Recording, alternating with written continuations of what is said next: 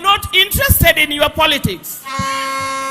We are not interested in your politics. Whether you are supporting a politician or not, we are not interested in that. The thing that has brought us here today is to lay our sister to rest. So if you come here, that's not your sister, she's not your relative, please go away or keep quiet. Go away. Go away or keep quiet. I hear you are students from Oburu Odinga. That does not give you a right to come and disorganize our sister's funeral. Now, ladies and gentlemen, the video clip that we have begun this video with is a video clip of one Mama Ida Odinga today, speaking at the burial of the late Beryl Odinga, the sister to the late former Prime Minister Raila Odinga. But allow me to crack it open. Ida Odinga is opposed on Oburu Odinga's leadership as the party leader of ODM party. Now allow me to dig deep into this.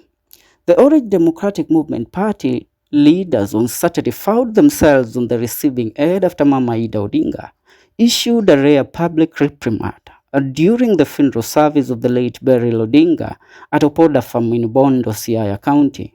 Beryl, the sister to former ODM party leader Raila Odinga, was being laid to rest in an emotional ceremony attended by top political figures in the country, or included of family members and supporters. Now, despite her reputation as a calm and composed figure, Mama Ida Odinga momentarily departed from her usual demeanor after noticing what she considered disrespectful behavior from a section of youthful ODM leaders. Her displeasure was sparked when newly elected Kasipur constituency MP Honorable Boyd Were arrived late, accompanied by a cheering crowd that disrupted the ongoing program. Now, in a video that has since gone viral and evidently irritated Mama Ida Odinga stood and addressed the leaders indirectly, lecturing them on the importance of discipline, unity, and respect. Especially during solemn occasions, she cautioned them against turning funerals and public gatherings into platforms for political showmanship. And I quote her, "Leaders must be objective in their conduct. This habit of walking in with crowds cheering you even when a serious program is underway is unacceptable," she firmly stated, drawing applause from mourners who felt the disruption had undermined the dignity of the event. Ida argued youthful leaders within ODM to embrace peaceful engagement and desist from actions that may create unnecessary divisions within the party. Now, she reminded them that leadership comes with responsibility, humility, and respect for both the occasion and the people in attendance. Our remarks comes at a time when ODM is working to strengthen internal cohesion following recent political realignments. Now, analysis note that our public outburst underscores the growing concern among the senior party figures over rising indiscipline among younger leaders eager to assert their influence. The incident has since sparked mixed reactions online, with many Kenyans commending Mama Ida for calling out what they described as emerging political arrogance, while others argued that the youthful leaders may have been caught up in the excitement of the moment. Nonetheless, the message was loud and clear. ODM leaders must uphold dignity and decorum, values that have long defined the party leadership culture. Now, allow me to take you back to the 20th anniversary celebration of the ODM party, which took place in Mombasa about a month ago or a few weeks ago. Now, in that celebration, something very, very unusual happened. Mama Ida Odinga refused to show up at that event. Apart from that, she also sent her daughter and son, Winnie Odinga and Raila Jr., to represent her and Raila Odinga in the said party. You know, ODM has always been the greatest legacy of Raila Odinga. Raila built that party under extreme measures and under everything that was being thrown at him. He stood the political tensions of this republic for 20 years. And when Winnie Odinga took the step to speak, just less than 24 hours after her uncle Oburu Odinga had been sworn in as the party leader of ODM, something actually spoke to us. She said that the relationship between William Ruto, the broad-based government, and ODM, it was a relationship that the only person that understood it and that was able to maneuver through it without causing any political tensions within the ODM party was Raila Amolo Odinga. Now, what did Winnie Odinga mean by that? When she concluded, she said, the leaders that were sworn in, it's high time that they accept an NDC, a National Delegates Convention, to be convened for the ODM party. And in this National Delegates Convention, it will lead to the election of a new leader, a new party leader that they believe as the party will actually steer the party forward and be able to manage the relationship between the ODM party and the government. And the people will decide whether they want the ODM party to continue working with William Ruto or they would want the ODM party to withdraw its partnership with UDA in the broad-based government. Now, that is something that caused political tensions and actually forced some of high political figures within ODM party, people like Junet Mohammed, Akina Hassan Joho, they came out calling and pointing fingers at Winnie Odinga. Ladies and gentlemen, Winnie Odinga was not speaking on her behalf only. She was speaking on behalf of Raila Amolo Odinga's family. And what actually was displayed today by Mama Ida Odinga, in that moment of anger, it told us what the Raila Amolo Odinga family thinks about the party recent sworn in leadership. She told us and communicated to us through emotions that, you know what, I don't believe in anything that is actually happening in ODM. And I don't believe in ODM continuing to work with William Ruto. If there is a person that should have been at the front stage during the ODM at 20 anniversary celebration in Mombasa, was Mama Ida Odinga. But she was absent that day. The party ODM, I have said once and again, it's the greatest legacy of Raila Amolo Odinga. So, in honoring the memory of the late Raila Amolo Odinga, Mama Ida Odinga would have actually graced that event.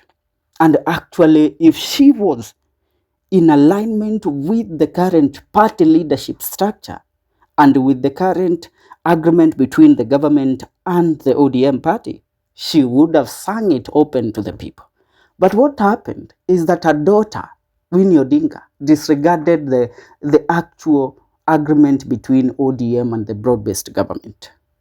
So today, Mama Ida Odinga was telling us as it is, Raila Amolo Odinga was not going to continue to continue with this relationship between him and William Ruto past the 1 year agreement that they had signed, which is supposed to expire on the 9th of March 2026.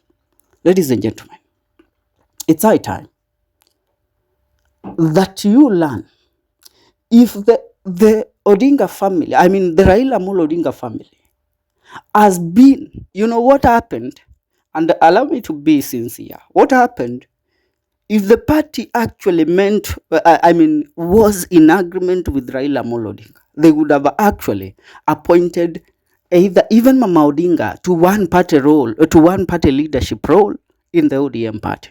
But no, they didn't. Even if they wouldn't have appointed Mama Ida Odinga, they would have taken Raila Amolo Odinga's daughter, Winnie Odinga, and given her position within the party. But they didn't do so. Oburu Odinga took full control of the party, pushing aside the family of his late brother. Now the family of late brother knows that the ODM party is the legacy of the late Right Honorable Raila Amolo Odinga. So how are they going to sit down and actually allow this party to move forward while it continues to actually go against what Raila Amolo Odinga had in store for this party? Because if you know, many have told us and many have spoken. They have told us that Raila Amolo Odinga planned to to head his partnership with William Ruto in March 2026, and he was to walk out of the broad-based government and join hands with people who were like-minded like him. And that is why he told us that the ODM party would have a presidential candidate in 2027. Let me ask you, why do you think, of all the things that the ODM party could have done, or the party leadership roles that could have been given to leaders within the ODM party, that could have proved to us the people that actually were watching the ODM party and knows the history of Raila Amolo Odinga at the ODM party and the leaders that were given those leadership position roles, the people that could have been appointed in those high profile roles, and they could have told us, it could have sent a message to us that, Raila Amolo Odinga was in agreement with this, are people like James Orengo, people like Professor Nyang' Nyong'o. But no, they weren't.